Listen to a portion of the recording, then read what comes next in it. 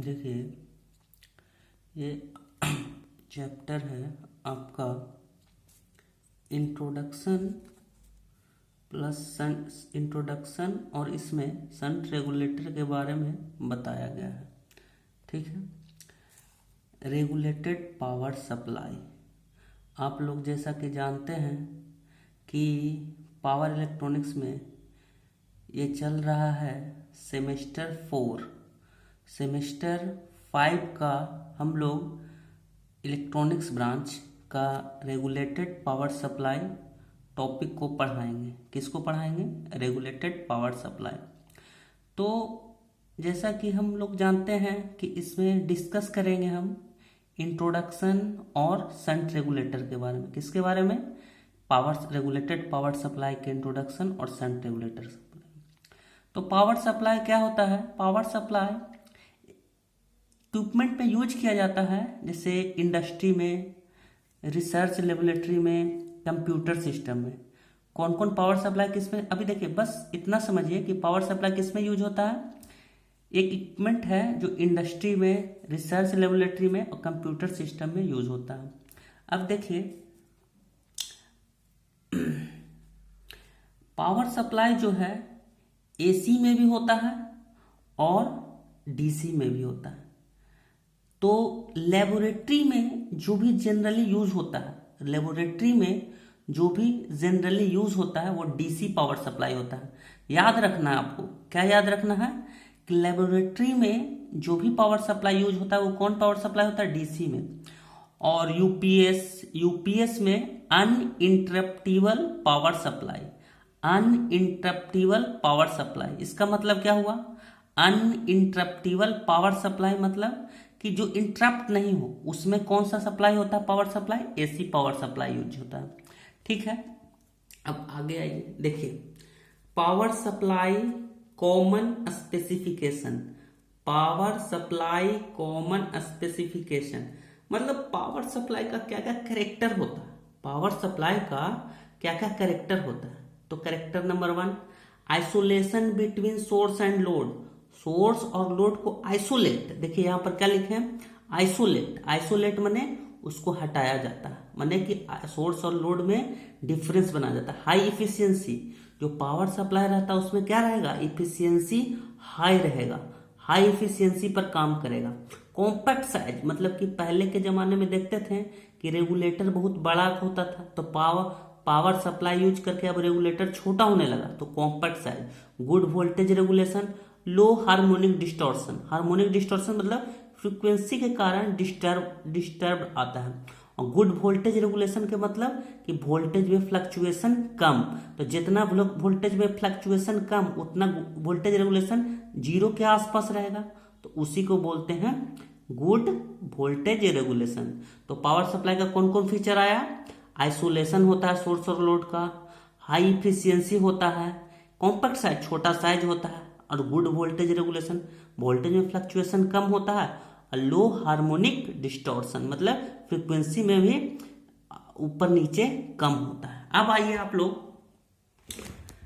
लोग देखिए, regulated power supply can be either shunt regulator और सीरीज रेगुलेटर। तो क्या है कि रेगुलेटेड पावर सप्लाई जो होगा वो शंट भी हो सकता है और सीरीज भी हो सकता है। दो टाइप हो गया। आप लोग को डिप्लोमा के सिलेबस में भी दिया गया है कि रेगुलेटेड पावर सप्लाई दो टाइप में होता है, एक होता है शंट, एक होता है सीरीज। तो शंट और सीरीज नाम से ही पता चलता है शंट में कैसा रहता है, सीरीज में कैसा रहता है। अब इसमें देखिए, इसके हमको इसके हिसाब से पढ़ना था, इसके हिसाब से जान लीजिए कि शंट और सीरीज रेगुलेटर। रेगुलेटेड मतलब वोल्टेज को कंट्रोल करना, कोई भी चीज को रेगुलेट करना, मतलब कि जैसे कोई ज्यादा हो गया तो उसको कम करना, कोई कम हो गया तो उसको ज्यादा करना। ठीक है। तो इसमें क्या, शंट और सीरीज रेगुलेटर में जेनर डायोड होता है। क्या होता है? Zener diode. और ऑप एम्प होता है।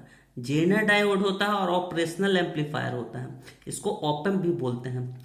अच्छा, इसका टारगेट क्या होता है? रेगुलेटेड पावर सप्लाई का टारगेट क्या होता है? टारगेट होता है कि आउटपुट वोल्टेज को कांस्टेंट रखना। क्या टारगेट होता है? आउटपुट वोल्टेज को कांस्टेंट रहता है। इसका मतलब क्या, देखिए जो भी शंट और सीरीज रेगुलेटर है, किसी कारण से मान लो कि वोल्टेज बढ़ गया, तो हम ऑप एम्प, जेनर डायोड वगैरह का यूज करके, अंदर का मैकेनिज्म को यूज करके वो आउटपुट वोल्टेज फिर से कांस्टेंट हो जाएगा।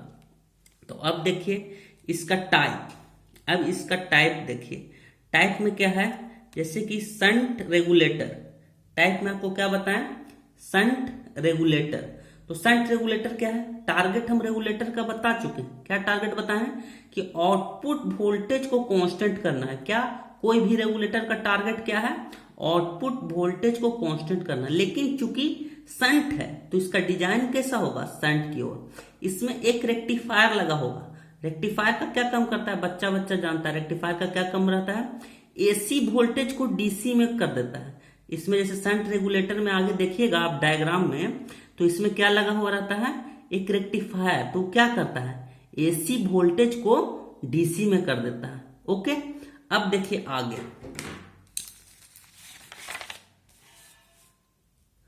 अब इसके आप डायग्राम पर कंसंट्रेट करिए। अब इसके आप डायग्राम पर कंसंट्रेट करिए। अब इसके आप डायग्राम पर कंसंट्रेट करिए। देखिए डायग्राम में क्या है, अच्छे फिल्टर क्या करता है, फिल्टर रिपल को हटाता है रेक्टिफायर से। रेक्टिफायर से किसको हटाता है, देखिए फिल्टर क्या करता है, रेक्टिफायर को, रिपल से आउटपुट को फिल्टर क्या करता है, रिपल को हटाता है। डायग्राम देखिए अब शंट रेगुलेटर का डायग्राम देखिए क्या क्या है कि एसी सिंगल फेज सप्लाई है, ठीक है। हम अभी बोले थे आपको कुछ को हम लोग सप्लाई देते हैं, एसी वाला देते थे, ठीक है। ट्रांसफार्मर है, ये देखिए रेक्टिफायर है, क्या है रेक्टिफायर, C1 है, ठीक है। अब देखिए ये आपका इंडक्टर है, ये देखिए आपका क्या है, कैपेसिटर है। ये देखिए सोर्स रेजिस्टेंस है, ये V1 वोल्टेज है, सोर्स करंट है, ठीक है। ये देखिए R3 है, R2 है, R1 है, जेनर डायोड है, बोले थे ना जेनर वोल्टेज रहता है। यहां पर है देखिए फिल्टर, यहां पर ये आपका फिल्टर है, क्या है, फिल्टर। तो फिल्टर क्या काम कर रहा है, फिल्टर आपको यही बोल रहा है कि रिपल को हटा देता है। रिपल मतलब कि आगे पीछे जो हो जाता है। अब देखिए यहां पर एक ऑप एम्प लगा हुआ, ऑपरेशनल एम्पलीफायर बोले थे ना। ये देखिए R2 R1, ये ट्रांजिस्टर है, देखिए आपको अभी बोले थे ट्रांजिस्टर है, देखिए ट्रांजिस्टर। ये क्या है, IC है। IC क्या होता है, जो आपका कलेक्टर में करंट गया, ये आई नोड, लोड का करंट। ये RL है, लोड का रेजिस्टेंस, लोड। ये आउटपुट है, आउटपुट है लोड का वोल्टेज, लोड का वोल्टेज, ठीक है। अब देखिए यहां पर आपको इतना हो गया।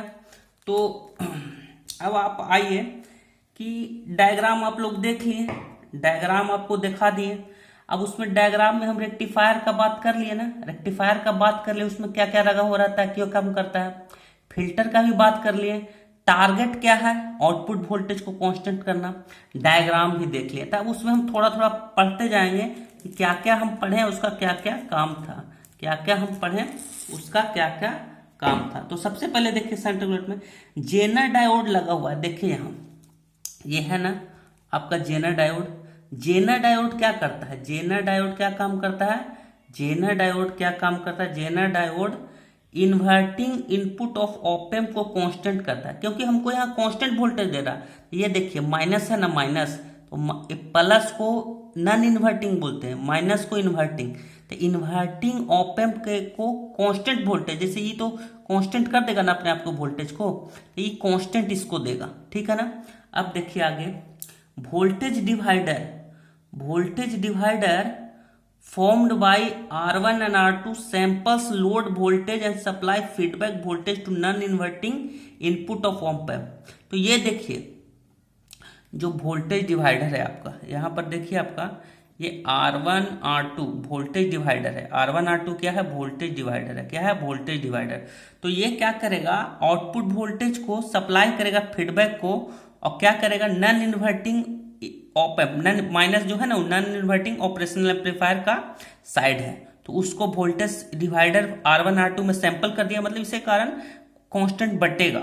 आगे देखिए क्या है, output of op amp is the input of base of shunt transistor. देखिए ये हम आपको बोले संट रेगुलेटर है, तो ट्रांजिस्टर कैसा कंडीशन में लगा हुआ है, संट। आगे बताएंगे कि दूसरा में भी लगा हो रहा था कि और ट्रांजिस्टर कैसा कंडीशन में लगा हुआ है, ऑप एम्प से ट्रांजिस्टर संट कंडीशन में लगा हुआ है। तो वही हम बोले हैं कि आउटपुट ऑफ ऑप एम्प, ये आउटपुट निकला ना, तो इनपुट ट्रांजिस्टर से कैसा है, संट में, तो इसलिए संट रेगुलेटर भी नाम है। आगे देखिए अभी आओ क्या है, negative feedbacks helps in keeping output voltage constant. मतलब ये निगेटिव फीडबैक क्यों दिए हैं, देखिए यहाँ पर ये निगेटिव पर ही क्यों किया है, कि इसका मतलब है कि जेनर से निगेटिव जो कांस्टेंट होता है, तो कुछ भी हम देंगे यहाँ, तो यहाँ पर इसको कांस्टेंट रखने का प्रयास करेगा। कौन प्रयास करेगा, ये जेनर डायोड। अब देखिए क्या है, अब हम लोग प्रोसेस डिस्कस करेंगे। प्रोसेस क्या है कि शंट रेगुलेटर में होता क्या है, सबसे पहले है कि आउटपुट वोल्टेज किसी कारण से बढ़ गया, आउटपुट वोल्टेज किसी कारण से बढ़ गया तो उसको हमको कांस्टेंट करना था, आउटपुट वोल्टेज बढ़ा, then the feedback signal to non inverting input increases. देखिए आप लोग, आउटपुट बढ़ गया किसी कारण से, तो ये फीडबैक सिग्नल है नॉन इन्वर्टिंग का प्लस वाला, ये बढ़ जाता है, ये बढ़ जाता है, ठीक है ना। नॉन इन्वर्टिंग ये हुआ इन्वर्टिंग। आगे आइए, होता है क्या कि देखिए आउटपुट वोल्टेज ऑफ, तो उसके कारण क्या होगा, output voltage of op amp increase कर देगा, ये ऑप एम्प का आउटपुट वोल्टेज इंक्रीज कर जाएगा, ठीक है। अब देखिए कि हमको, मेरा टारगेट क्या था, टारगेट था कि हमको कांस्टेंट करना, टारगेट मेरा क्या था, ये कांस्टेंट करना हमको आउटपुट वोल्टेज को। तो आउटपुट, जब आउटपुट वोल्टेज बढ़ गया ऑप एम्प का, किसके कारण, आउटपुट वोल्टेज बढ़ने का कारण, ठीक है ना।